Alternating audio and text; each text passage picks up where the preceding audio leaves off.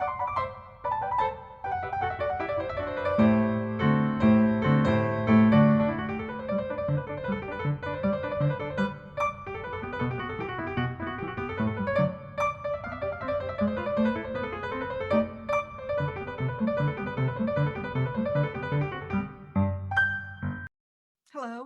I'm Elaine Smith, the Artistic Director of the Clamour Theater Company.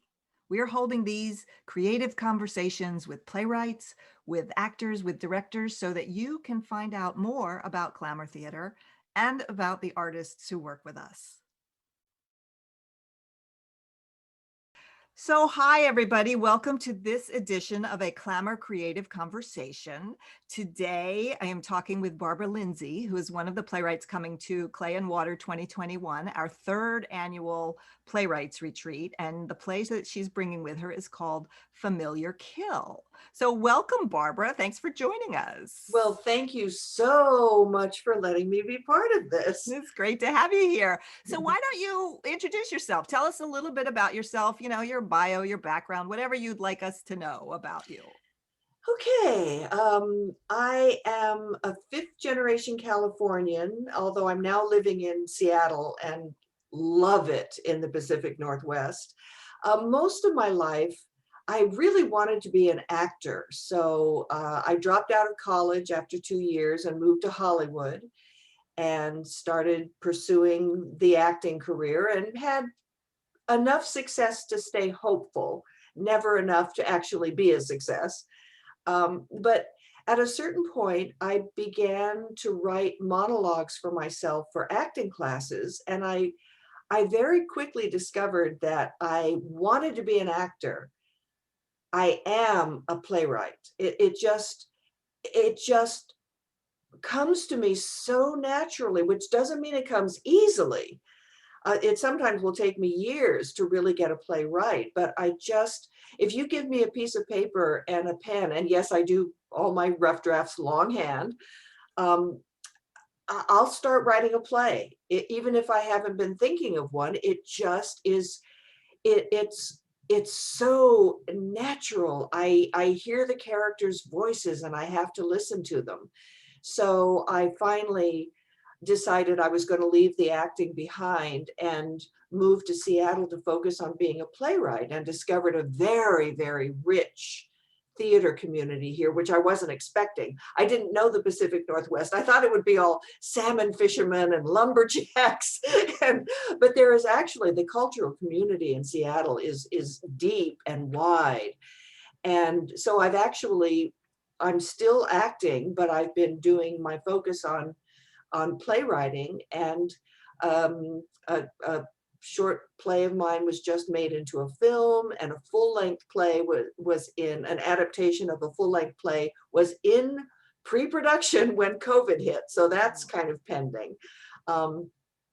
So yeah, I feel really fortunate because I've always managed to just kind of cling on by my fingernails, because of course there's no money in theater, but somehow I've always managed to support myself and do the thing that I really love more than anything else. That's great. So tell us a little bit about the play that you're bringing, Familiar Kill. Don't give away too much. We want people to come and hear it, but tell us just a little bit about it. Well, sometimes I don't know where a play came from, but this one I remember very specifically. My husband and I were in bed talking, and he said, just kind of jokingly, he said, "Oh, we should kill your parents for the inheritance." And we laughed. I mean, my parents were both alive at the time, and we both love my parents. And so we knew it was a joke. But it just got me thinking, if I were going to kill someone, I wouldn't even know how to go about it. And it was just in working that question, just sort of out of idle curiosity, that the characters in the play, the main couple in the play, began to emerge. And as with every play that I write, I write almost exclusively from character. I often don't even know what the story is. I have to kind of discover that later. So this is a story about a middle-aged couple, because my husband and I were middle-aged when we met and got married. They're in very dire straits financially, and the suggestion of let's kill your parents comes up, and then it becomes a question of, is this real or are we joking? And then a third person shows up and it starts getting complicated, and it's not actually about the killing of the parents at all. That's kind of a jumping off place that ends up, plus the entrance of this third character ends up revealing a whole underbelly that this couple has never known was there and never knew they would have to deal with. This is one of my darker, twistier plays. It's got some comedic moments, but it's actually, it deals with some of the darker corners of the human soul and with people who are wounded and how those wounds affect them as they try to be happy. Yeah. Yes. And, obviously I've read it, and it does have a dark side to it. Yes, it But does. that's what makes it interesting to me. So now tell me, how did you hear about the retreat, and why did you decide to apply to it? Well, I belong to an online playwriting support group, and that's quite vast. There are, I think, several thousand members, and we're in communication all through the year. Just we share submission opportunities, we share advice, we share questions. And so anytime any kind of a submission opportunity comes over my desk, I'm kind of an animal about sending out submissions and applications. I probably do about 300 a year. Wow. Um, and a lot of it is just sending plays to contests, but a lot of it is also, I'm always looking for development, for possibilities for developing my plays, because of course I have only one set of eyes, Yeah. and I'm always looking for a chance to have fresh eyes look at my stuff and help me see where have I not fulfilled on the promise of the premise, or where have I missed an opportunity to make something deeper. So that's what drew me to Mhm. Clamour. It just sounds like a perfect opportunity to really dig into this play, but with some fresh perspective from a dramaturg, and also from the other playwrights who are Right. involved. I'm assuming we will have a chance to be Yeah, exposed to one another's absolutely. works. So I just find that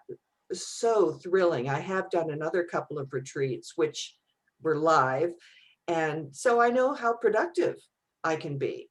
I'm hoping that I can also work on other plays during the retreat, and I just look forward to getting to know other playwrights and working with them on their projects. And I just being inside a conversation about dramatic storytelling is just such a great pleasure.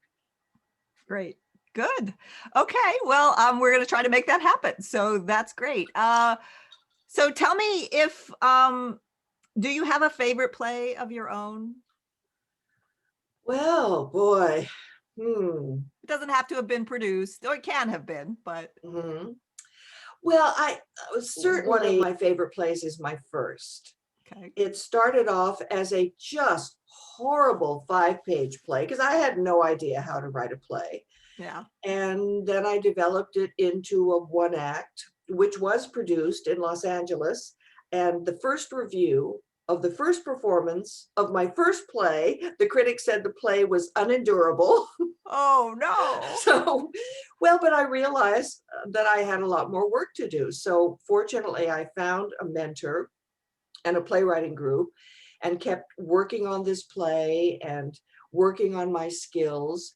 And eventually it turned into a full-length play that then won an award given by the New York Drama League.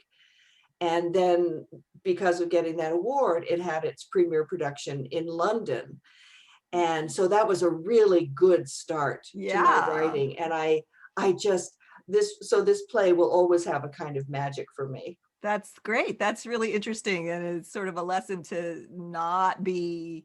I mean, so many people get a bad review and go, "Oh, that's it. I'm not a writer. I quit," kind of. And you went from the bad review to an award and of London production. That's amazing. That's really It's, great. yeah, it's about not giving up. Yeah. Somehow, I certainly, you can hurt my feelings as a person, but it's very hard to hurt my feelings as a writer. I just seem to have a natural thick skin, and I'm very grateful for that. Yeah. I would be grateful for that. That's great. So, okay, so that's really cool. What was the name of that play? Free. And Free. it's about a young man who can levitate. So it doesn't get produced all that often. I think it's a little intimidating. It's been produced about 6 or 7 times with, and they accomplish the floating or levitation, sometimes with rigging, sometimes just with stage effect.